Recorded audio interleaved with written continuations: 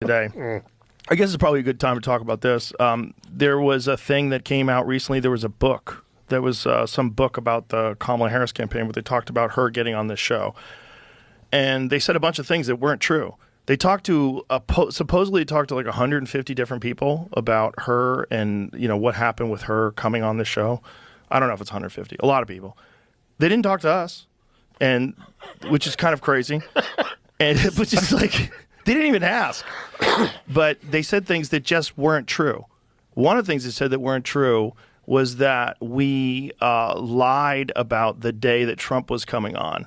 No, we just didn't tell you that Trump was coming on. He was already booked a long time ago. This is how it worked. Trump was really easy to book, like super easy. We offered one day. He said yes. That was it. There was no, what are we going to talk about? How long is it going to be? Is it going to be edited? There was nothing. Yeah. What's the waiver? Here, give me that waiver. Sign it. It was so easy. So he was already booked. They never committed to doing the show. So all this talk, there was another thing they said that the reason why they did the Beyonce thing, the Beyonce event in Houston, was so that they could be in Texas to do my show. They never agreed to do the show. None of that's true. They never agreed. That's fucked. They also said that they sent someone down here to the studio to do a walkthrough of the set. That's not true. The Trump administration did. I mean, if they are trying to say that they, as in the entire federal government, well, I don't think the Trump, well, I guess the Secret Service is a part of the federal government. Maybe you can kind of get away with saying that because the Secret Service came down here for Trump and looked around that we sent someone down, but it was not. It was the Trump administration sent them down because they're the only ones that had a date to do the show. These people didn't have a date to do. They never agreed to do the show. This is really important. Even after Trump went on, they offered for me to come to D.C. and do a show with Kamala. But even then, it was the same deal. It was only like 45 minutes to an hour. And, you know, it was not on my set. And I said that, look, he did it here. We should probably do it here. Like, if it's possible to do it here. Obviously, when he did it, it had an enormous result. I'm willing to do the same thing for her. I wanted to release both of them on the same day. This was my goal. I was even trying to figure out if there was a way that I could do it. And I even offered to do it late that night. So the night that Trump came on, I'm like, what if we do her, like when she's done in Texas, if she came here? But no one ever committed to doing it. This is like really important because they keep pretending that I lied or I did this or I did that. They never committed to doing it. Well, we went through, I've got a whole, we have all the receipts, by the way. Of course. I have a whole list of conversations that took place. They never said she was going to do it. So this whole idea that we fucked her over and then we fucked her over for Trump, incorrect. Just not true.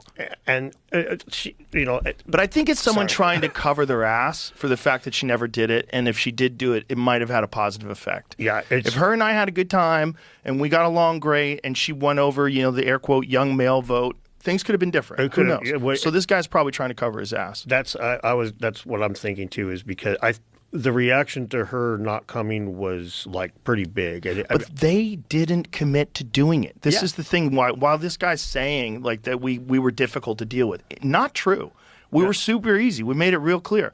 But also, it's got to be the actual real show. It shouldn't be some fake version of it where I'm sitting in a conference room. Also, they wanted a stenographer in the room. They wanted staff in the room. Trump was just in here by himself. Yeah. Just me, him, and Jamie. That's it. For 3 hours. Like, they wanted to do everything. They wanted it very controlled, and they were really concerned that it wasn't going to be edited. So I don't think they ever really were sure they wanted to do it. Yeah. Then once Trump did it, and it had this huge response, I think then it was like, what the fuck? What are we doing? He just did it. It's got 50 fucking million views. This is so stupid. Why didn't we do it?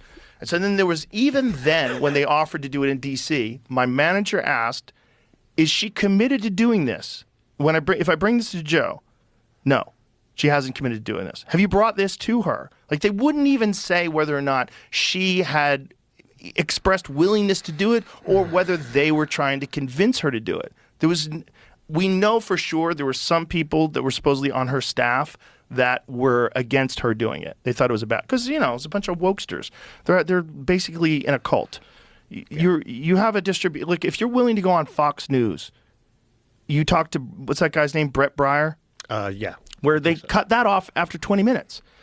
When they did that, that's when I was like, look, it's got to be in the studio. It's got to be in the studio, and it's got to be real. It's got to be a real conversation. I had entertained a couple of times going to, but I was like, 45 minutes is just not enough. You know, you and I have been talking an hour and a half already. Yeah. Yeah. It's just it's not enough time. You need more time. You need more time to find out what makes someone tick. And that's probably what she was afraid of. Probably what they were afraid of. Maybe not her. I don't think they should have been. I think we would have had a good old time. No.